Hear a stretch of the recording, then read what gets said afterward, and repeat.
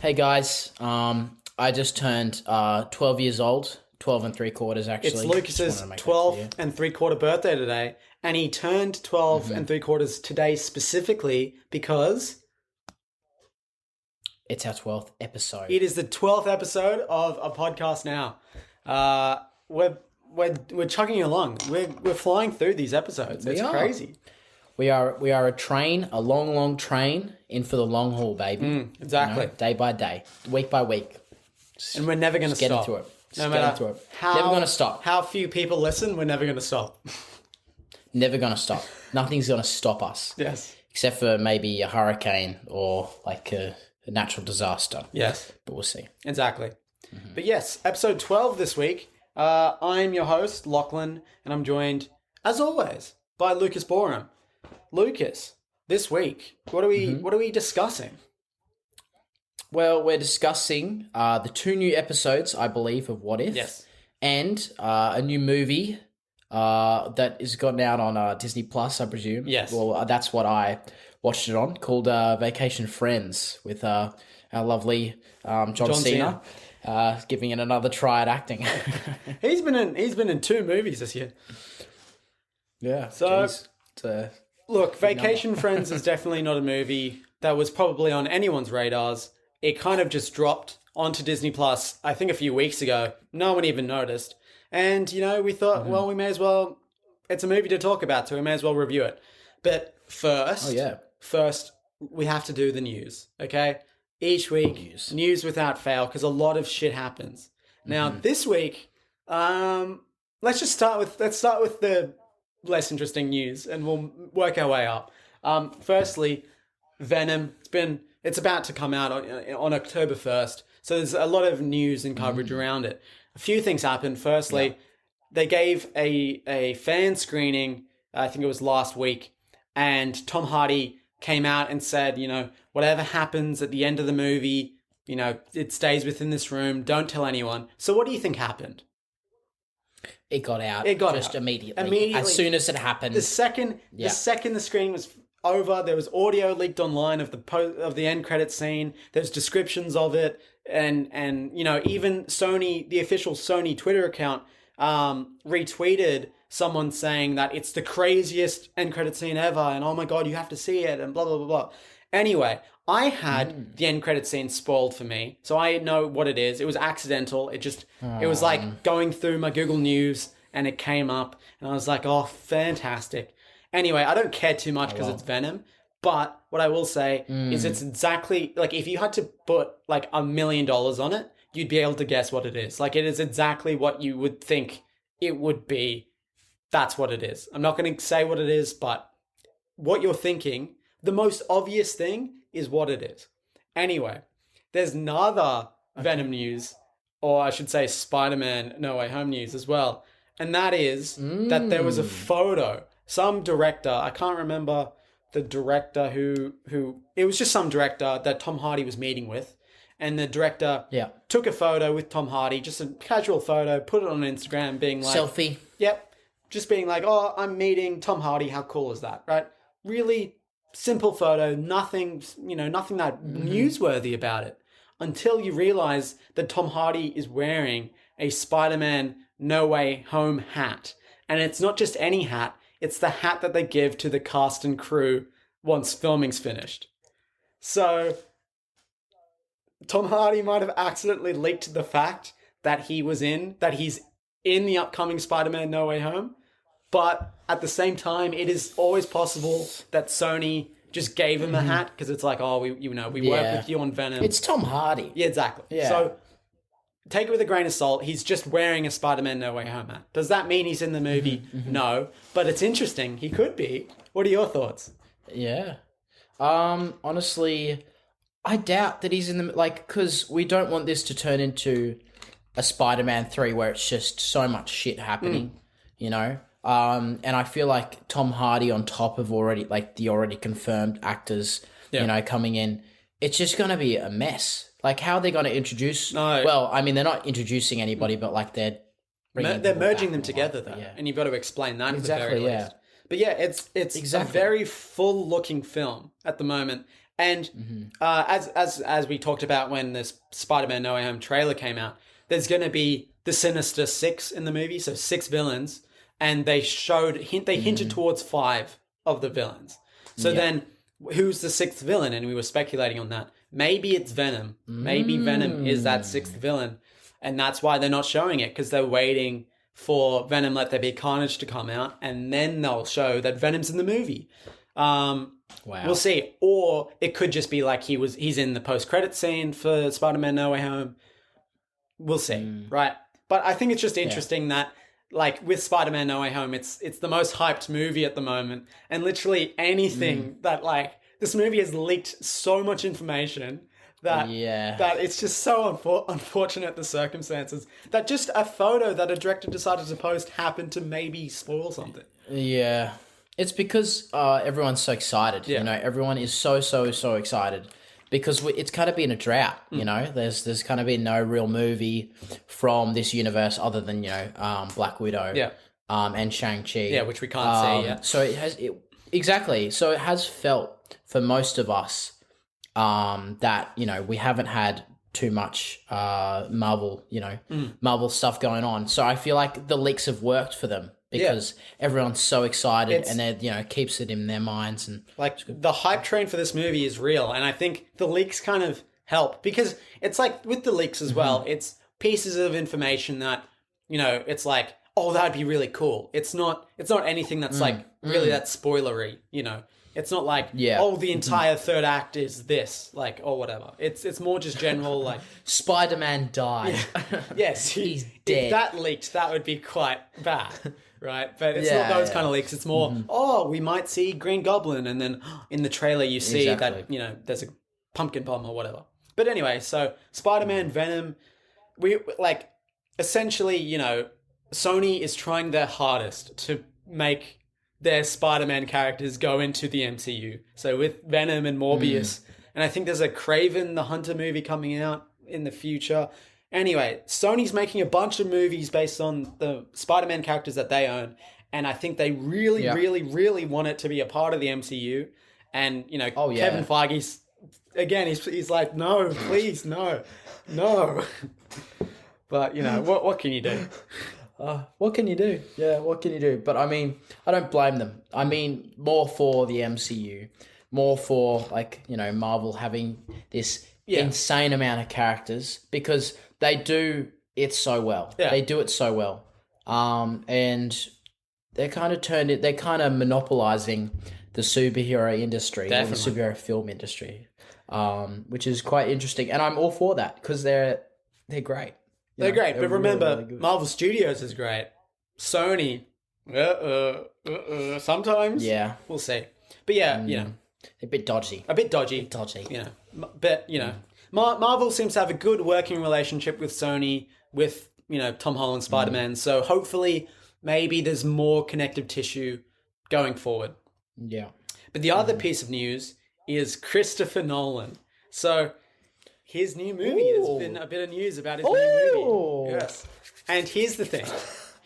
So, back when Tenet released, right, and it quote unquote bombed, but in retrospect, it actually did really well considering the pandemic.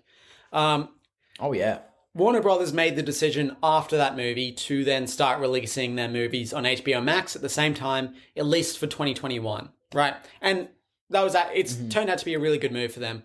But all of the directors and actors are really against it, because it means, like, they thought they were getting a theatrical movie and now it's just going to a streaming service, right? And Christopher Nolan was one of the biggest directors to be very outspoken about the issue, and he said, look, like Warner Brothers betrayed their directors. Like, that's what he was essentially saying. So he's ditched Warner Brothers. He's no longer going to be making movies with them. Warner Brothers was his home, and now he's ditched them. And he's gone to Universal, who makes, you know, the Fast and Furious movies and Jurassic Park. Yeah. Right. So, Warner Brothers, feels... Warner Brothers has a certain quality to it that attracts talent, like Denis Villeneuve directing the new Dune movie. Like, there's that kind of quality to working with Warner Brothers. Universal... I'm sure they've put out some good movies, but there's nothing that comes to mind as being like a real home for directors. A better studio is so back when Disney didn't own 20th Century Fox, there was a sub branch of Fox that was called I think Fox Searchlight, and that was like the high quality films, like the Oscar nominated films, like Guillermo del Toro, one of the great directors of our time. He was working for Fox Searchlight as an example. So I think Fox Searchlight's probably a better home to like the auteur type of director that Christopher Nolan is, right? Universal seems like a bit of a strange choice, but what is stranger is his demands for the movie.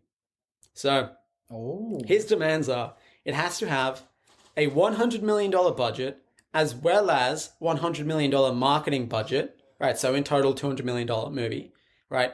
He has to get 20% of the first gross of the movie. So 20% of the box office he has to get. Wow. Right? He has to have 100% creative control. The studio can't release a film 3 weeks before or after his movie. So he has to have a 6-week clear, runway for his movie, and the movie has to be in cinemas for 100 days. These are 100 days. 100 days before being put on like a streaming service or anything else, or digital. Yeah. All right. Okay. So this may be linked to him owing money, or it may be just him wanting money. I'm not too sure. What do you think? Well, yeah, I mean, some of the demands, right, like $100 million budget and like the $100 million budget and the 100% creative control and the 100 days in cinema, whatever, those kind of things.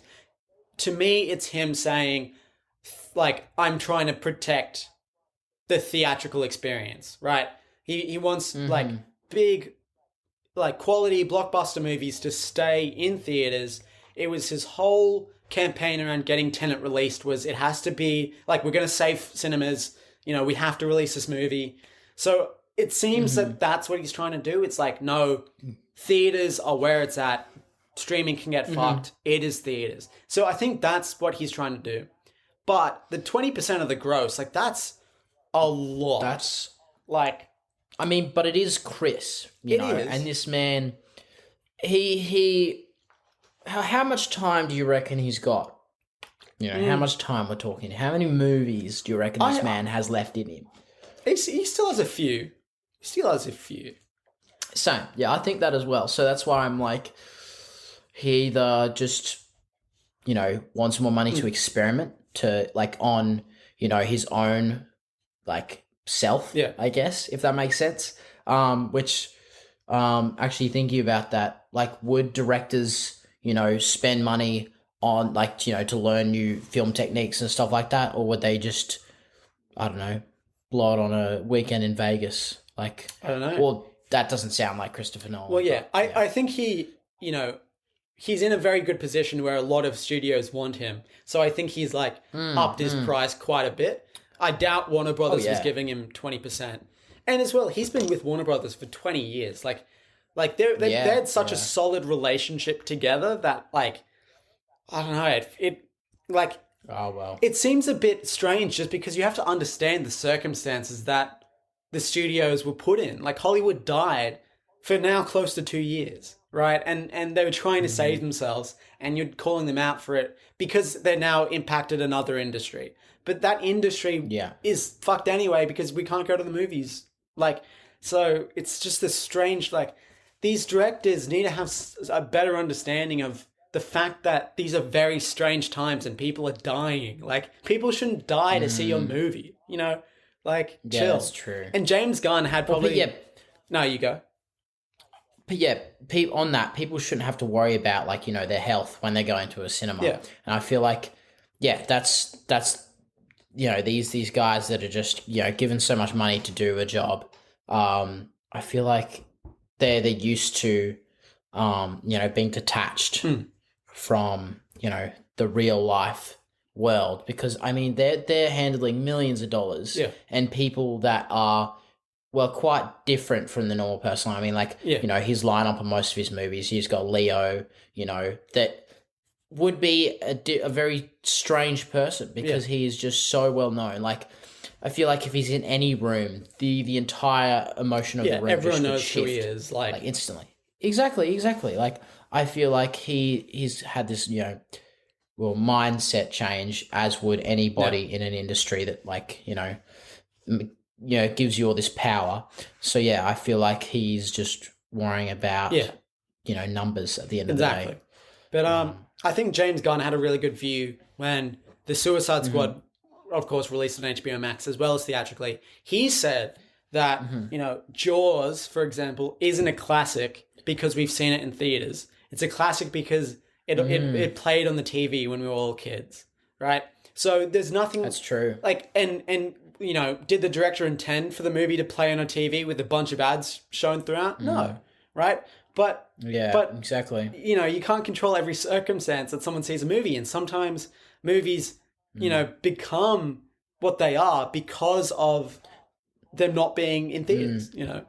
People not seeing. That's like the Bourne Legacy. No, wait, what's the first Bourne movie? Bro, I've got no idea. It's like the Bourne Legacy, the Bourne Ultimatum, the Bourne blah blah blah.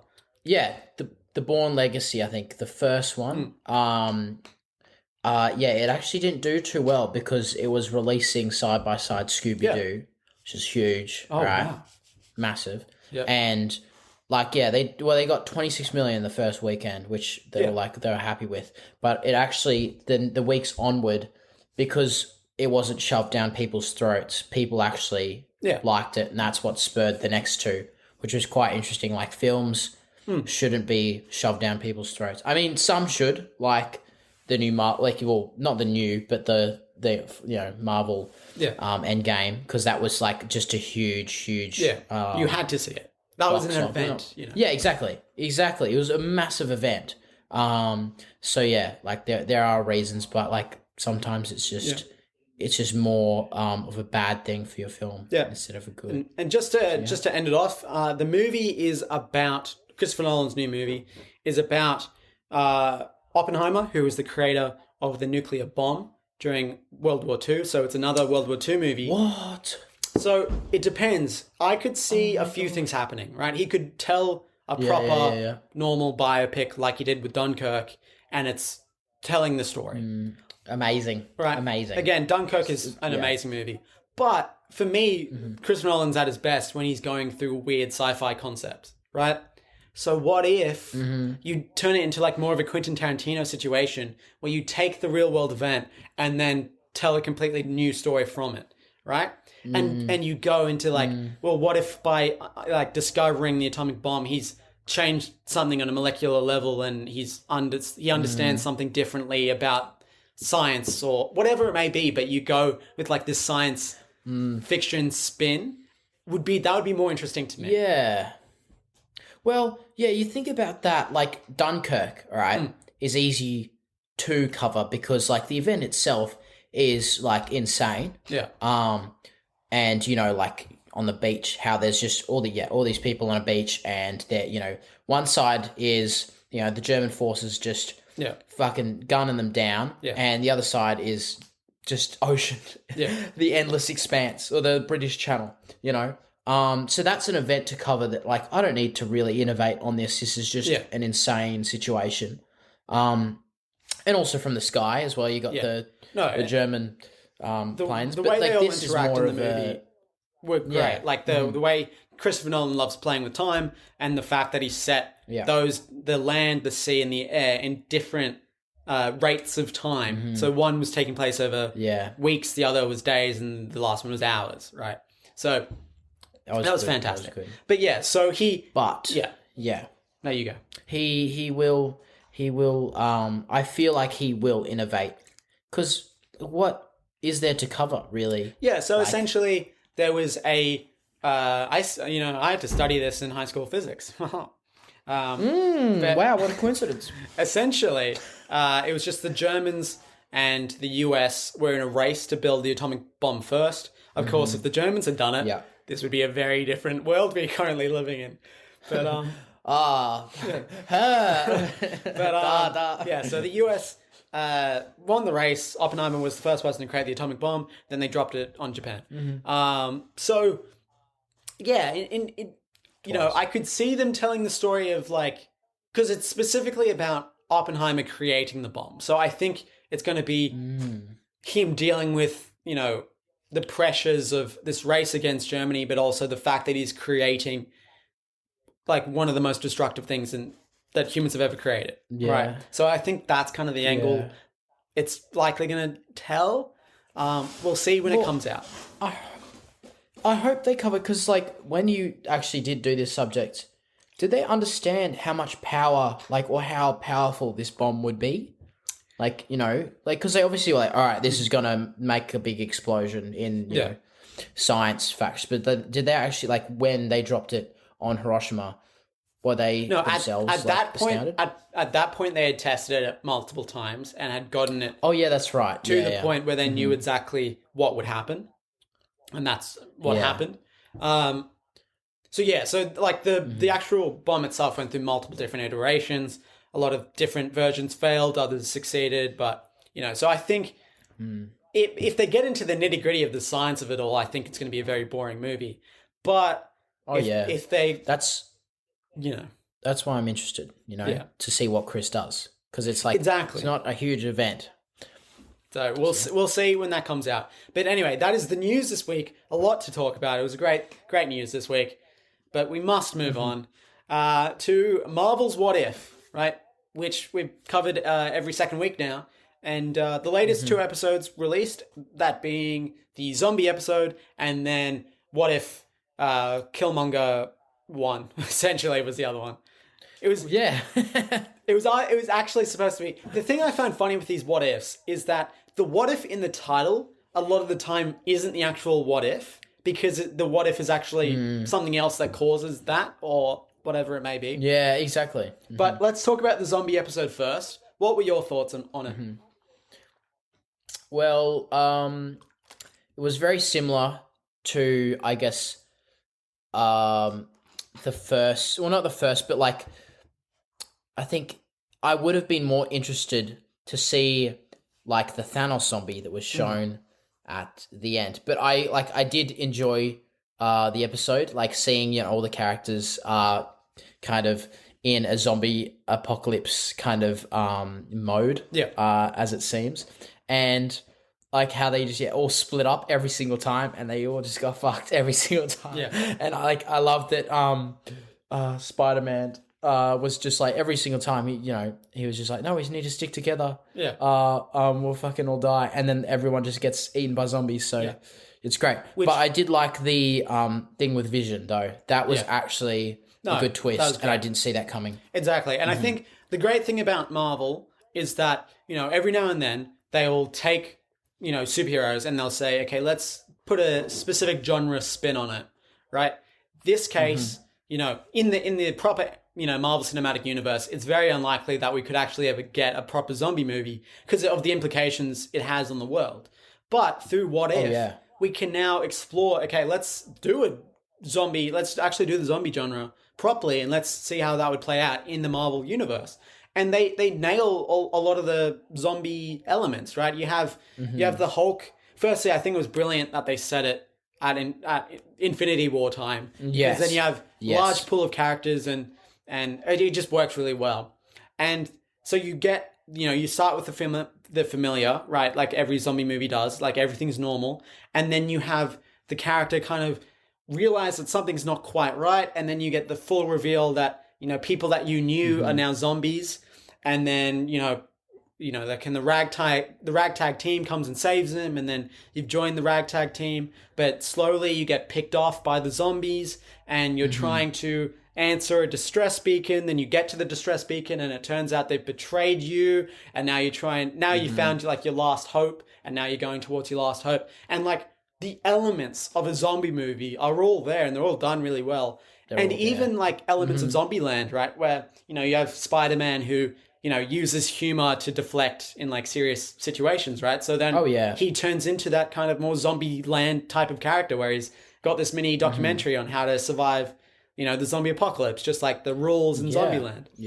So all of the zombie elements are really great in it. and it's like, you know, a cool little, you know, one-off. It's just like, you know, let's see the zombie universe. And I agree, like, I think the episode really started to work when that Vision reveal came on, that essentially the Vision is, you know, Scarlet Witch, the love of his life, has turned into a zombie, and now Vision doesn't want to kill her, so he's trying to keep her alive, and to do that, he set out that distress beacon, which lures people in, one of those being T'Challa, who's then used as, like, food for Scarlet Witch, which is actually from the comic What If zombie apocalypse that they did in the comics.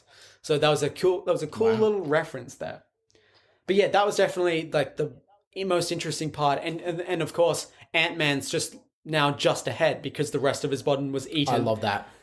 Fantastic. I absolutely love that. Like, Paul Rudd just in that episode just made it for me, like the rest of it, because he was just so witty and written so well. Like, yeah, I'm just ahead now. And then Doctor Strange's cape comes around. He's like, he looks like he's out of Futurama. Like, yeah, you know, no, how exactly. Exactly, yeah. Yeah.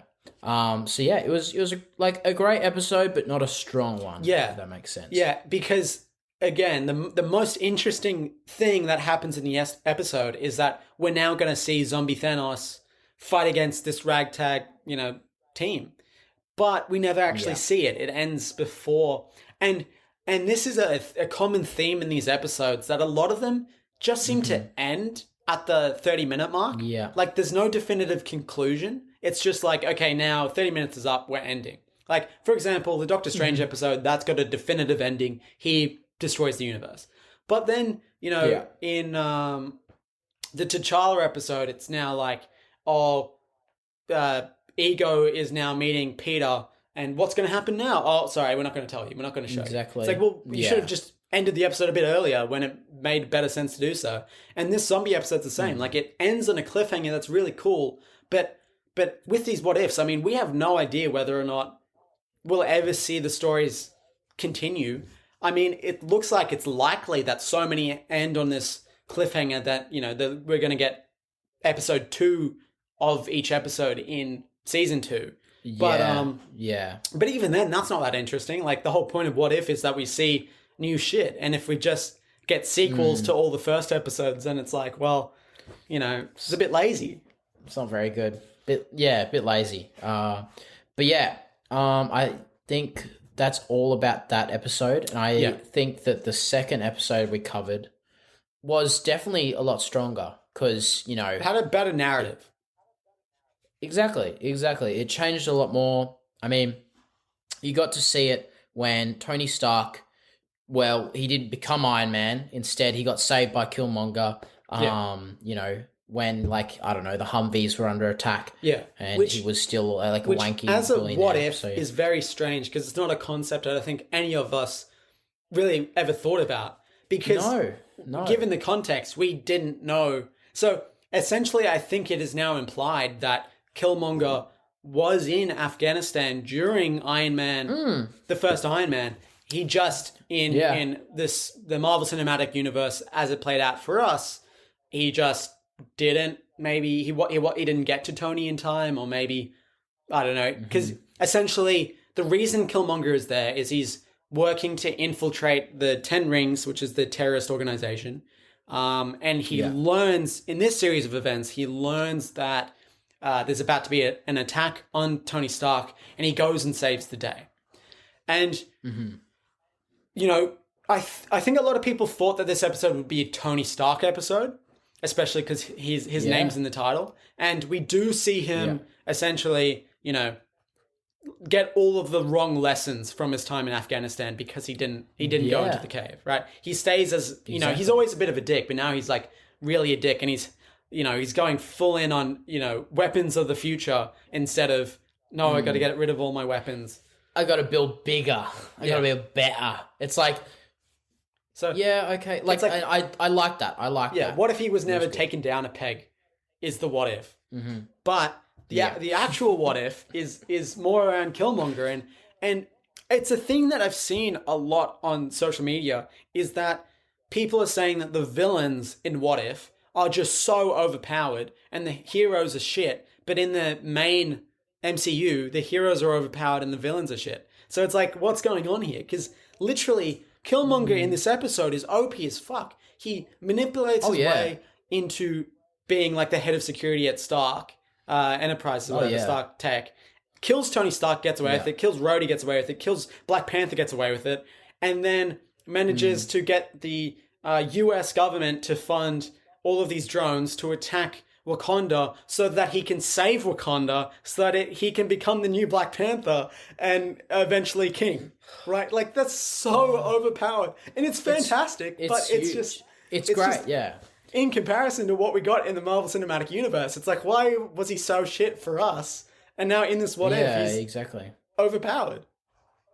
But yeah, I did like it, though. It was like, the entire time, though, I feel like it felt like, he's just, he's kind of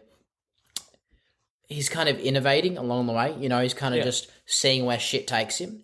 And I feel like, that was good, because he's definitely, like, they definitely didn't show him off as being, like, very, very intelligent. So I feel like that was good. But, it was definitely an overpowered moment for this character, Killmonger. How, he just infiltrated the fuck out of, the royal family of Wakanda, and he's now, Black Panther. But again, I'm still interested to see what he does from now. I'm still interested. The episode ends at a very strange point where you think it would end with him becoming Black Panther, but no, there's like another 2 or 3 minutes where now Shuri is revealing to the world that Killmonger's a terrible person. Why? Then what's going to happen next? And we don't see that. It's so weird. It was the same with the murder mystery episode where it's like, okay, Loki's now conquered Earth. Okay, what's going to happen? Oh, sorry, we're ending the episode.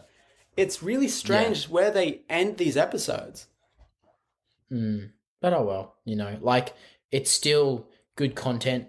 Seeing like characters differently, act differently, and do things that we like.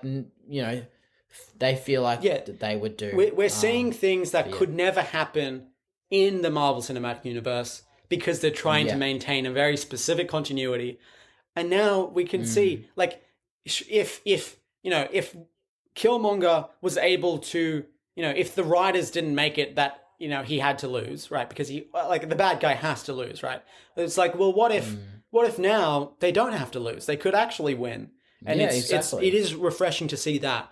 And I will say that a lot of these what ifs are quite dark. A lot of people die, and the themes that they're dealing with are very dark. And it seems just like, the proper MCU is very kid friendly. It's very light, very family friendly fun, right? And this seems to be quite dark, and it's an animated show as well. So you'd think it would be like more kid friendly. So it's just interesting.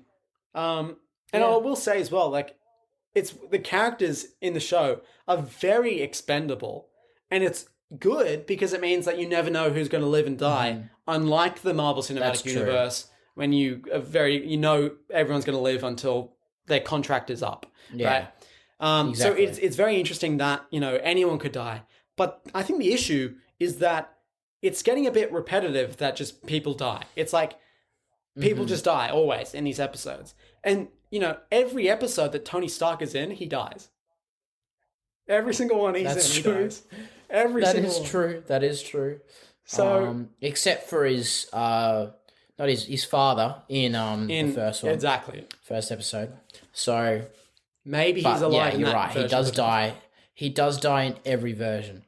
But yeah, like, I feel like these episodes either need to start changing like fewer things, or even start to change things within like the hero itself. You know what I mean? Exactly. We know Killmonger's a villain. I thought we were going to see him learn a lesson and become a hero, but we don't. That would be so good. I feel like maybe an episode on Thanos. Like, I mean, T'Challa changing Thanos' vision. Like, what if he had the Infinity Stones and the Infinity Gauntlet for good? What would he do then? That's an amazing cool. What if. And I will just quickly touch on, like, with Black Panther in this episode, when he's in the afterlife dimension and T'Challa's like, was it worth it? I think that's a brilliant moment. And like, at that point, Killmonger could reflect and be like, maybe this was wrong. And then at least we could have some character development and differentiate him, in terms of personality from the Marvel Cinematic Universe equivalent. And maybe that would be a bit interesting. I think as well, just to quickly round it off, I think it's very unfortunate, very unfortunate circumstances that Chadwick Boseman's last performances are in. He was supposed to be in a few episodes of What If. We've seen him in a few episodes, so I don't know if we're going to get any more at this point. But of course, I feel like they would say something. There'd be something at the. I think we might see a few more. It's been heavily teased that these universes are going to start crossing over and collapsing. Like the Watcher's probably going to intervene and pick people out of their universes. So we might see Star-Lord, T'Challa come back. But at this point, it is very sad that we see T'Challa die in this movie. In this episode. Yeah, we see how Wakanda would deal with it. We see T'Challa in the afterlife. All things that are going to have to be addressed and done again, unfortunately, in Black Panther: Wakanda Forever, which comes out very soon. Yeah, it's gonna be a rough ride, but I mean, we've been through it before. We've been through, Paul, and his loss, which again, it's just sad, but at least Chad, he was good about it. He was. What can I say? He was a really giving, lovely person. Yeah. And, it's just the way things go. It's literally just the way things go. Like, shit happens, And that's GG's. So, it's great that, he's been immortalized as this character. One of the by far, out of any of the new characters released, he was my favorite. Like, a lot of the new characters kind of felt a bit samey. Like Ant-Man, a lot of the time you can take it or leave it. Paul Rudd is amazing, but his character is, Yeah. But Black Panther was always the one that I was like, this character is so cool. And, Chadwick Boseman, fantastic person. So it's really sad. But at least his performance is forever immortalized in such a great way. Yeah, that's true. It's such an amazing movie. But yeah. So now let's move on to a movie that everyone has been talking about. I've just seen a lot of people online be like, "Oh my god, this movie's so good." Everyone is going crazy now. Everyone is like, "This movie is hitting the charts." Yeah, of some kind. Definitely John Cena's biggest movie of the year. Nothing comes close to it. But yes, so. I know nothing about this movie. I have seen the movie. I know nothing about why it was made, but I can guess the series of events that happened, right? Essentially, this movie is probably one of the leftovers from before Disney bought 20th Century Fox, I imagine. And it was going to get released probably originally last year and just shoved to the side. Disney probably didn't give a shit about it. They were just like, we got to get it out and release it. And then the pandemic happened and it was like, okay, what are we going to do now? And then they eventually came to, they probably had some background dealings that they had to deal with. And then eventually movie was just put out on Disney Plus and forgotten about immediately, right? So that's very unfortunate. But yes, we're now going to be talking about Vacation Friends, starring John Cena as well as Lil Rel. What's his name? Lil Rel Howery? Was that his name? We'll call him Lil Rel. He's a good actor. Exactly. Yeah. So let's start with the positives. He's the best part of the movie, and frankly, he's killing it this year. He had Bad Trip with Eric Andre, fantastic in that. He was in Space Jam, and by far the most entertaining part of the movie, and he's only in it for like a few minutes. And now in this movie, he's carrying the comedy on his back, and he's doing a fantastic job. He is so funny, and he's great in the movie. Yeah. Now, this movie is definitely comparable to Daddy's Home, if you've seen it. I haven't seen it, but I can see the comparison. Yeah, it's like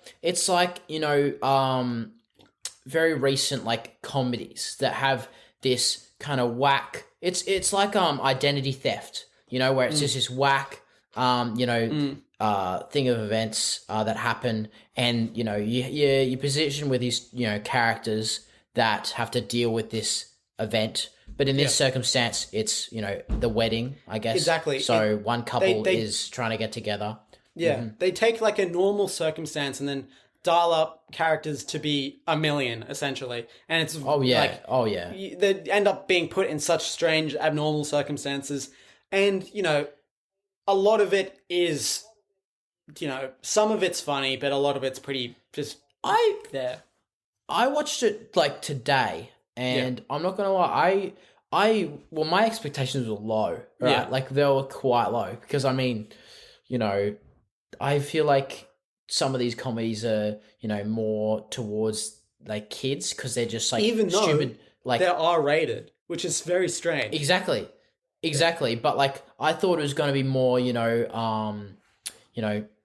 fucking just whack comedy, just like, oh, he fell off a fucking building, haha, but these guys were getting absolutely wasted. It focused more on like, drugs and stuff like that, and going on vacation and just wrecking yourself, and how this couple, John Cena's couple, were just like just whack people, like just weird as people, but people that you actually meet in real life that are just very, very strange, but also make sense. Like he was a park ranger, so he understands, the environment, and he's like, oh, I've been to, Malaysia. I know when a bird shits. It's like, okay, I can believe that, I guess, And it's essentially people past their prime still trying to do things that they would do in their prime, and I think that's great. Exactly. And, so essentially, the premise of this movie is that there's a very normal couple who has just normal aspirations for a vacation, just a normal, holiday, family fun, normal vacation.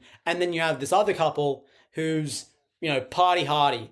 And essentially they meet and become friends on this vacation. But the party couple think it's like a proper, true friendship.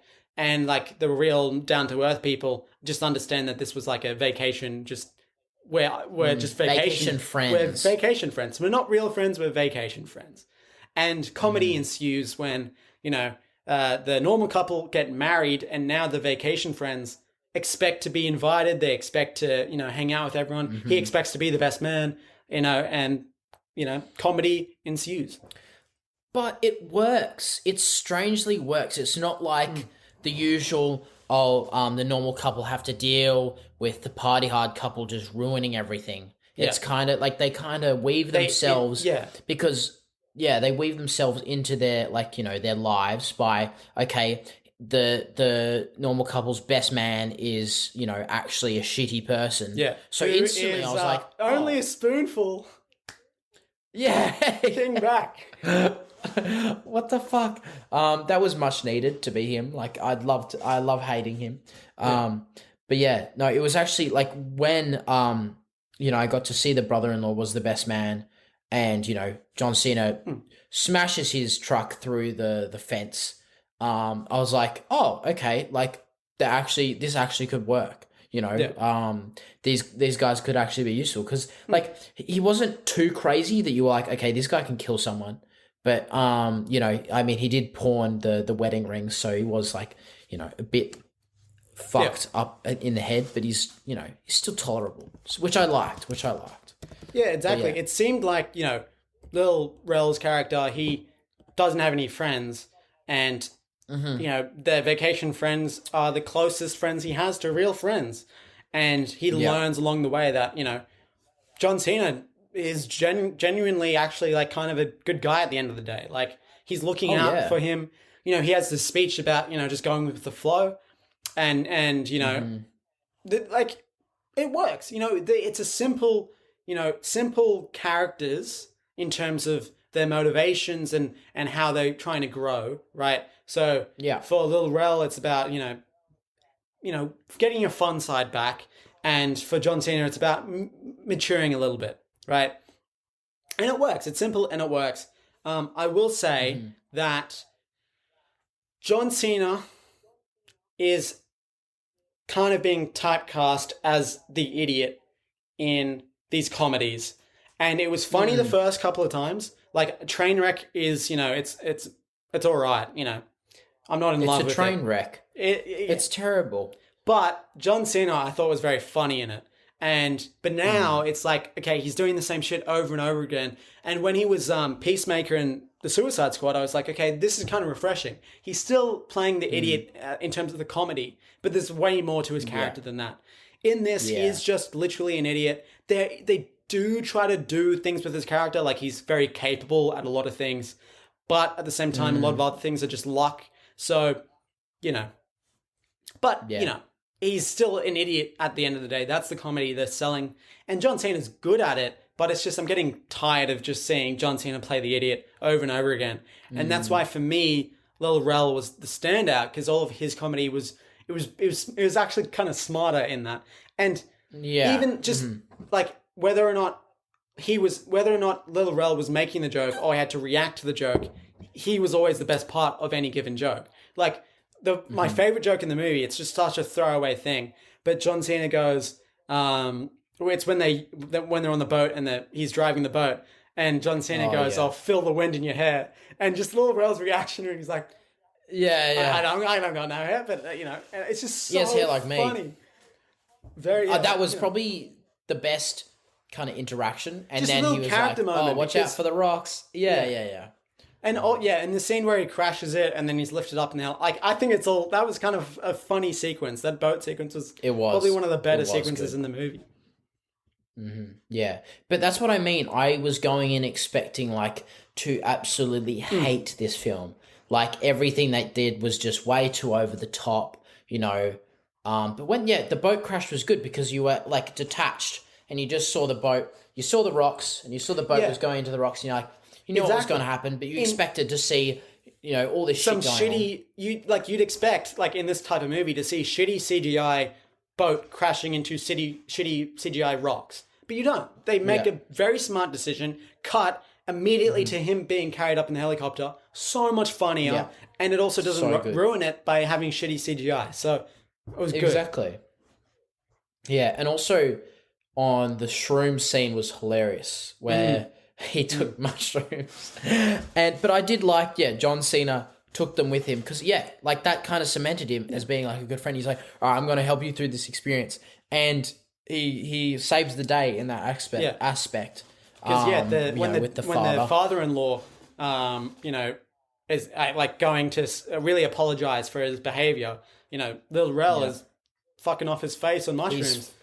And John Cena, being again, he's had experiences with drugs in this movie, in the context of it. So of course he'd be the more straight one, know how to deal with it, get out of the situation, and it shows again that his friend, he is a friend, So I like that. I like that they did that. That when the straight friend, the straight guy isn't straight, the party hard friend can act. In accordance to what is going on, and help him out in those ways, which I loved. It was honestly not too bad. They have really good chemistry together. They bounce off each other really well, and that's what kind of saves this movie in a lot of ways. Yeah. So I mean, I think it's you should go check it out. I'd say it's something to watch, and it passes the time, and there are some really good moments in it. I will say though, there's a plot point throughout the movie that essentially on one of their drunk drugged party nights. Oh yes, Lil Rel believes to have slept with John Cena's wife or partner or whatever, and then we see her turn up later and she's pregnant, and of course you're thinking, oh no, and it's revealed that John Cena's character is infertile, so it's like, oh no, he's definitely going to be the father. But here's the thing, right? The thing with those kind of plot points and that in a comedy is that, in jokes in general, jokes and surprises and that, they work when they lead you into a direction and then they show you something that you're not expecting. But in this, it is so obvious that they're taking you into the direction that, oh, he's the father, that it actually becomes very obvious that he's not the father. So I think it would have been more interesting if they doubled down on it and was like, no, he's the father. And you'd have been like, oh, and that would have actually been surprising instead. And like, how are we going to deal with this now? And it's like, you have maybe a more mature discussion on how to, how to handle that situation. Maybe that would be a bit more interesting than just, of course, he's not the father. And I will say I knew straight away that John Cena would be fertile again after jumping off the cliff and being able and land. Like, How do you feel that? I knew because it was like his testicles. It was like so. It was just like they made such a big point of him. Like, okay, I'll jump off with no hands, and then he does it and falls, and then he's like, no, please use hands. It's really painful. And they made a big deal out of it. And then at the end, when I was like, okay, he's infertile. How's he going to become fertile? Oh, he hurt his nuts on that jump. His nuts, where sperm comes from. Connecting the dots. I'm a detective. I cracked the case. Bang. Yeah, see, I thought, I would have liked, if he was like, the father. But then his wife would forgive him because she actually slept with John Cena on that night. Because that's what I thought happened.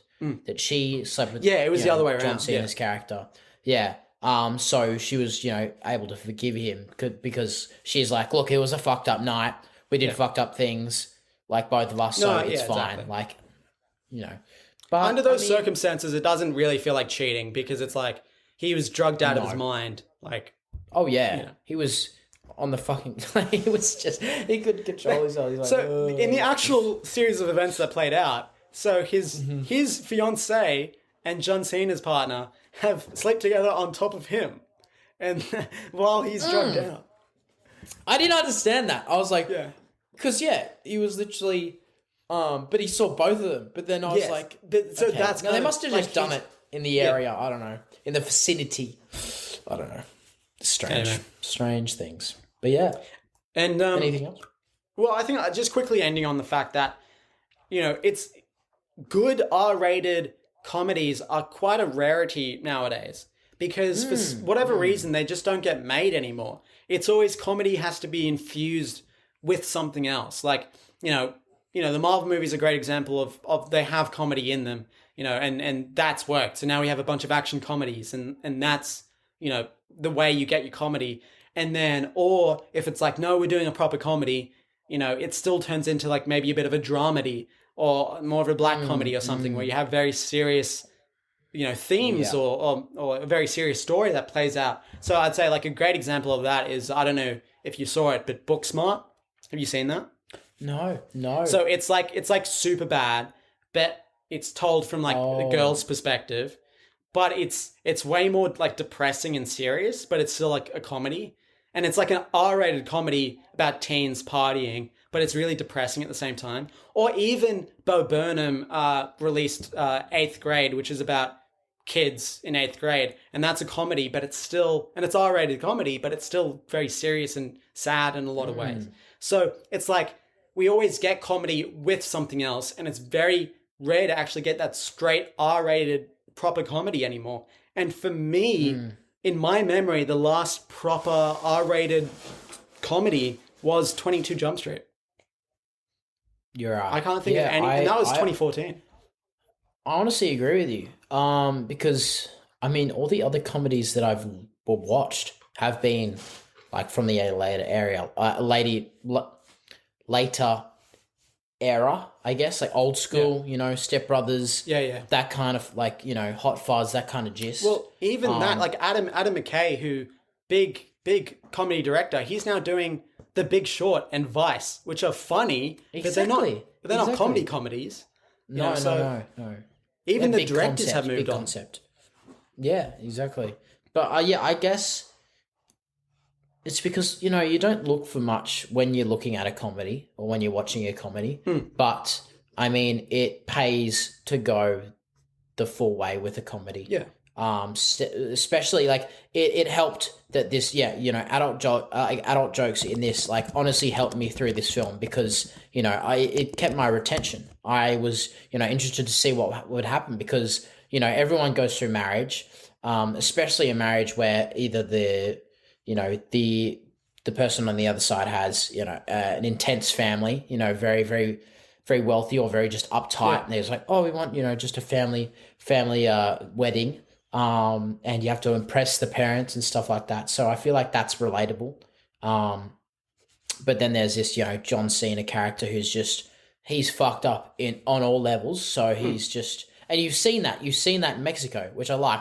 And I absolutely love the scene where he got, he shoots a bottle off his head and then they try the other way and he's like, oh, it's fine.